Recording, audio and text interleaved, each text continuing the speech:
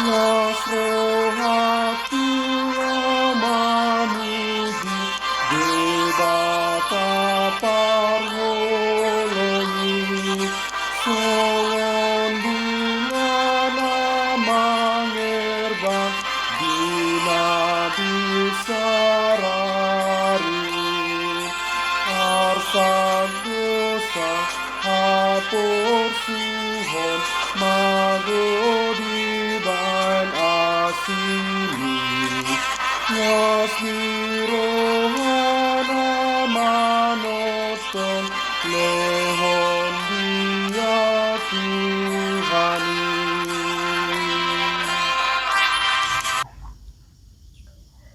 Shalom Bapak Ibu Saudara-saudara terkasih dalam Yesus Kristus. Kita bertemu kembali dalam renungan harian HKBP Lawe Pongkas pada hari ini, Jumat 19 Desember tahun 2025. Kita bersatu di dalam doa. Kami mengucap syukur Tuhan buat semua kasih dan anugerah-Mu dan kasih setia-Mu yang senantiasa hadir dalam kehidupan kami hingga pada saat ini. Tuhan, kami ingin mendengarkan sebahagian daripada firman-Mu. Biarlah Engkau yang memenuhi hati dan pikiran kami melalui Roh-Mu yang kudus. Di dalam Yesus Kristus kami berdoa dan mengucap syukur. Amin. Nats kita pada hari ini tertulis dalam Yeremia 31 ayat 34. Demikian firman Tuhan. Dan tidak usah lagi orang mengajar sesamanya atau mengajar saudaranya dengan mengatakan, "Kenallah Tuhan." Sebab mereka semua, besar kecil, akan mengenal aku.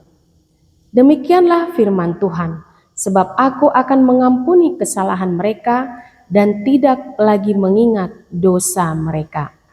Tema kita pada hari ini adalah kasih Allah yang mengampuni. Nats firman Tuhan pada hari ini adalah janji tentang kasih dan anugerah Tuhan, di mana dalam ayat ini Allah menyatakan tentang perjanjian baru dengan umatnya. Mengapa ada perjanjian yang baru? Tentu karena ada pembaharuan perjanjian. Bapak Ibu Saudara-saudara yang terkasih, Allah telah menetapkan bangsa Israel sebagai umat pilihannya. Dalam penetapan itu, Allah membuat perjanjian dengan umatnya. Allah berjanji membebaskan umatnya dari perbudakan, dan Allah memenuhi janji tersebut serta melaksanakannya. Lalu Allah berjanji membawa Israel memasuki tanah Kanaan, tanah perjanjian, dan hal itu pun digenapinya. Namun umat Israel itu tidak setia. Mereka tidak percaya dan kemudian mereka memberontak terhadap Tuhan. Tuhan selalu setia dengan janjinya, tapi umat Israel selalu mengingkari janjinya. Oleh sebab itulah Allah membaharui lagi perjanjian dengan umat Israel, seperti yang tertulis dalam Nats hari ini yang dimulai dari ayat 33 sampai 34. Dalam ayat 33 dinyatakan, "Tetapi beginilah perjanjian yang kuadakan dengan kaum Israel sesudah waktu itu. Demikianlah firman Tuhan. Aku akan menaruh Tauratku dalam batin mereka dan menuliskannya dalam hati mereka. Maka aku akan menjadi Allah mereka dan mereka akan menjadi umatku." Kemudian di ayat 34, yaitu nats kita pada hari ini, "Dan tidak usah lagi orang mengajar sesamanya atau mengajar saudaranya dengan mengatakan, 'Kenallah Tuhan,' sebab mereka semua, besar kecil, akan mengenal aku. Demikianlah firman Tuhan, sebab aku akan mengampuni kesalahan mereka dan tidak lagi mengingat dosa mereka." Itulah pembaharuan janji Allah kepada umatnya. Dalam hal ini, Yeremia menekankan pentingnya pengenalan akan Tuhan. Bukankah umat Israel telah mengenal Tuhan? Benar, mereka telah mengenal Tuhan.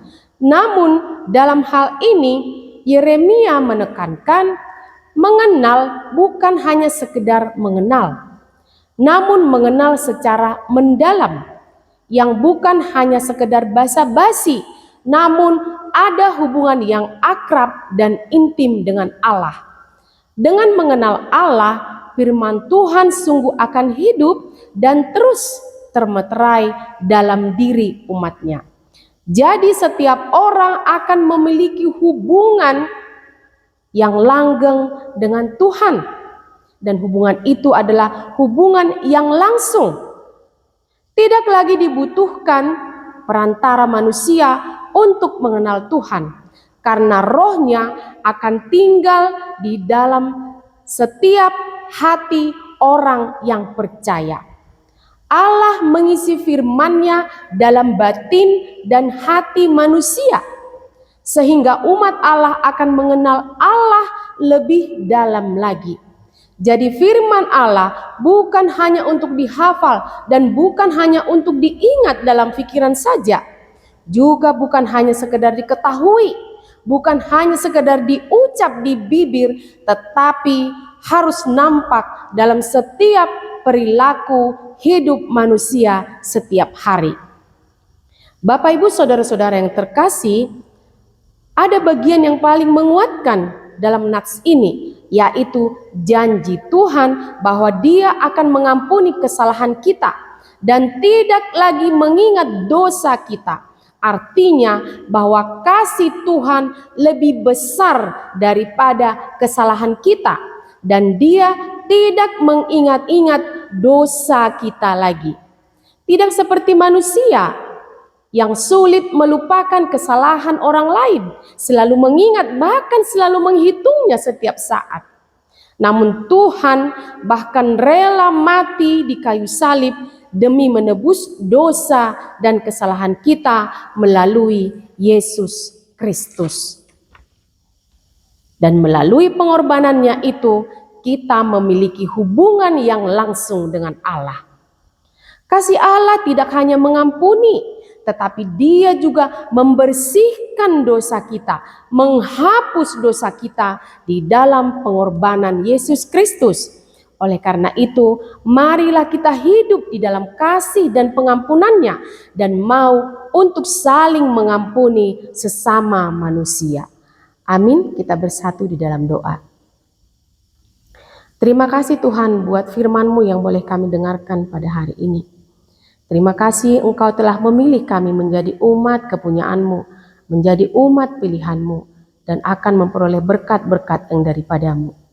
Oleh karena itu ya Tuhan, meteraikanlah firman-Mu di dalam hati dan pikiran kami, supaya kami memahaminya, kami dapat melakukannya dalam kehidupan kami, dan itu termeterai di dalam hidup kami, bahwasanya Engkau adalah Tuhan penolong, penyelamat dalam kehidupan kami. Ya Tuhan, ajarlah kami juga untuk mengampuni sesama kami, karena Engkau telah terlebih dahulu mengampuni kami dari segala dosa dan kesalahan kami melalui pengorbanan-Mu di kayu salib, melalui Yesus Kristus, Juru Selamat kami yang hidup. Tuhan, berkatilah kami dalam satu hari ini, dalam setiap kehidupan kami, dalam setiap langkah dan perbuatan kami. Biarlah kami tetap menyatakan bahwa Tuhan itu adalah Allah kami yang setia, bahwa Tuhan adalah pelindung kami yang setia. Biarlah kiranya kami boleh melakukan segala perbuatan-perbuatan yang berkenan di hadapan Tuhan, bukan hanya dalam ucapan saja, bukan hanya dalam bibir saja, tetapi boleh kami melakukannya dan menyenangkan hati Tuhan. Berkati seluruh jemaat-Mu dimanapun berada pada saat ini ya Tuhan. Jikalau pada saat ini ada yang mengalami sakit penyakit, biarlah Engkau yang memberikan kesembuhan. Engkau memberkati setiap proses pengobatan yang mereka jalani. Jikalau ada pada saat ini yang mengalami pergumulan hidup, biarlah Engkau membantu mereka dan memberikan jalan keluar.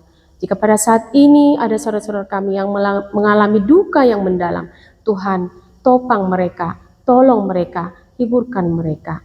Tuhan, biarlah senantiasa pelayanan gereja-Mu dimanapun berada pada saat ini, Engkau yang memberkati setiap hamba-Mu dan seluruh jemaat-Mu dimanapun berada pada saat ini. Berkati juga seluruh tim multimedia kami ya Tuhan, bantu mereka dalam setiap tugas dan tanggung jawab mereka, supaya mereka tetap semangat dan setia dalam menjalani hidupnya. Tuhan, ampuni kami atas segala dosa dan kesalahan kami. Dalam Kristus Yesus kami berdoa dan mengucap syukur. Anugerah daripada Tuhan Yesus Kristus, kasih setia daripada Allah Bapa, dan persekutuan Roh Kudus, itulah yang memberkati kita semua. Amin. Bapak, Ibu, Saudara-saudara kekasih, mari kita tetap semangat menjalani kehidupan kita, karena Tuhan Yesus memberkati kita semua.